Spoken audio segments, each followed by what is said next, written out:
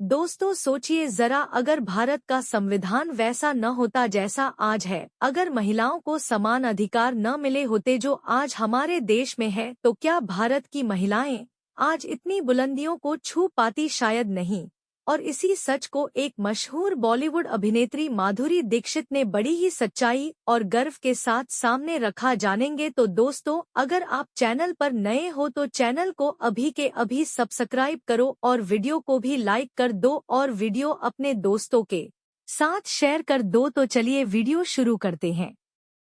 दोस्तों, माधुरी दीक्षित, जिन्हें धक धक गर्ल के नाम से पूरा देश जानता है, वे एक समय में भारतीय सिनेमा की सबसे चर्चित और सम्मानित अभिनेत्रियों में से एक रही। लेकिन क्या आपने कभी सोचा है कि 80-90 के दशक में, जब समाज में महिलाओं के लिए कई बंदिशें थी, उस दौर में माधुरी जैसी महिला कैसे इतनी ऊंचाइयों तक पहुंची? इसका जवाब देते हुए माधुरी दीक्षित ने हाल ही में अपने बयान में कहा कि आज मैं जिस मुकाम पर हूं, उसमें बाबा साहेब डॉ भीमराव अंबेडकर जी के संविधान का बहुत बड़ा हाथ है, क्योंकि महिलाओं को समान अधिकार दिलाने का श्रेय उन्हीं को जाता है।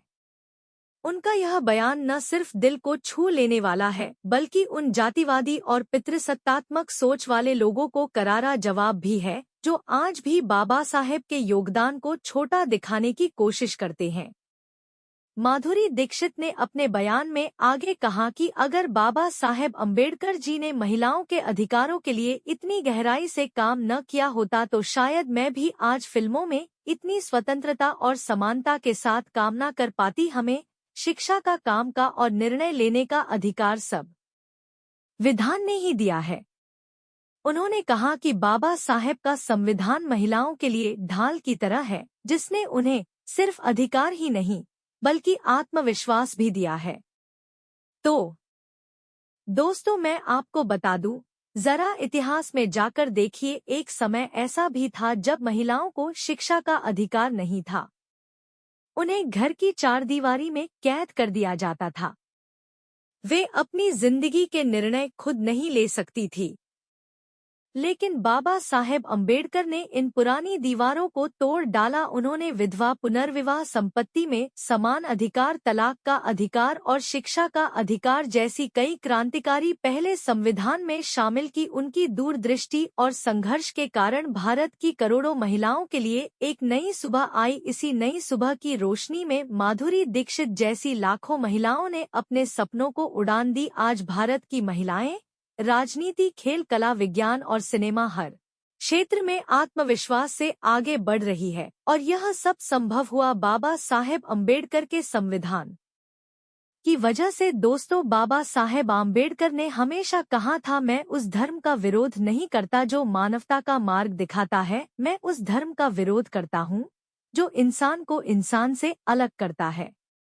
यह एक साधारण वाक्य नहीं, बल्कि उस सोच का परिचायक है जिसने भारत की सामाजिक व्यवस्था को हिलाकर रख दिया। उन्होंने कभी किसी देवी देवता का अपमान नहीं किया, कभी किसी संस्कृति पर सवाल नहीं उठाया, बल्कि उन्होंने उन कुरीतियों को चुनौती दी जिन्हें लोगों ने धर्म और संस्कृति का नाम देकर समाज पर थोप दिया था। उनका विरोध किसी परंपरा से नहीं, बल्कि उस भेदभाव से था जिसने लाखों करोड़ों लोगों को शिक्षा, समानता और सम्मान से वंचित रखा। बाबा साहेब ने कहा था कि जातिवाद सिर्फ एक सामाजिक बुराई नहीं, बल्कि यह एक मानसिक गुलामी है, और इस गुलामी को तोड़ बाबा साहेब सिर्फ जातिवाद के खिलाफ ही नहीं लड़े, उन्होंने महिलाओं को समान अधिकार दिलाने के लिए भी अभूतपूर्व कार्य किए। जब उस समय भारत में महिलाएं शिक्षा से वंचित थी, उनके पास न तो संपत्ति का अधिकार था, न ही निर्णय लेने का, तब बाबा साहेब ने महिलाओं की स्वतंत्रता के लिए आवाज उठाई। उन्होंने संविधान में महिलाओं को समान अधिकार दिलाने में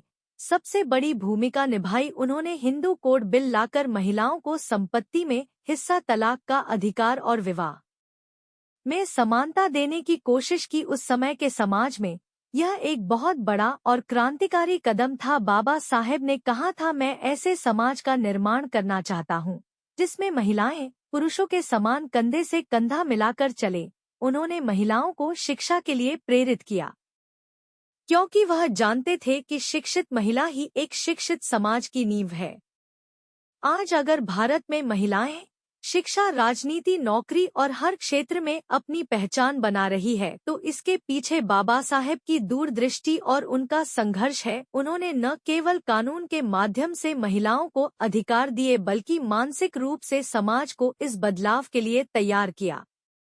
दोस्तों, एक समय था जब भारत में निचली जातियों को कुओं से पानी भरने, मंदिर में प्रवेश करने, शिक्षा पाने और समाज में बराबरी से जीने का अधिकार नहीं था। लोगों को इंसान से कम समझा जाता था। ऐसे में बाबा साहेब ने समाज के सामने दर्पण रखा और कहा, देखो इंसानी अब किस कदर बढ़ चुकी है।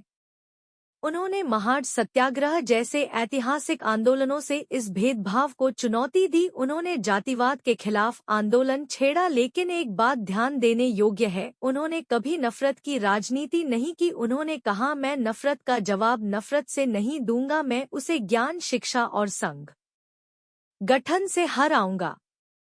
उन्होंने नफरत को नहीं, विचारों को हथियार बनाया। उन्होंने समाज को बताया कि बदलाव तक शिक्षा और एकता से आता है, न कि प्रतिशोध से। उन्होंने लोगों को अंधविश्वास से दूर रहने की सीख दी। उन्होंने कहा, अंधविश्वास इंसान को कमजोर बनाता है जबकि तर्क और ज्ञान उसे मजबूत करते हैं। उन्होंने समाज को तर्क और बुद्धि से सोचने की प्रेरणा दी। वह मानते थे कि एक जागरूक समाज ही प्रगति कर सकता है। उन्होंने शिक्षा को हथियार बनाकर दलित, पिछड़े और शोषित वर्गों में चेतना जगाई। उन्होंने कहा, शिक्षा वह तलवार है जिससे आप गुलामी की जंजीरें काट सकते हो। बाबा साहेब ने धर्म को तोड़ा नहीं बल्कि उसका शुद्धिकरण किया। उन्होंने संस्कृति को छोड़ा नहीं बल्कि उसमें सुधार किया। उन्होंने समाज को बांटा नहीं बल्कि जोड़ा। यही वजह है कि आज भी उनकी विचारधारा लाखों करोड़ों लोगों को दिशा दिखा रही है।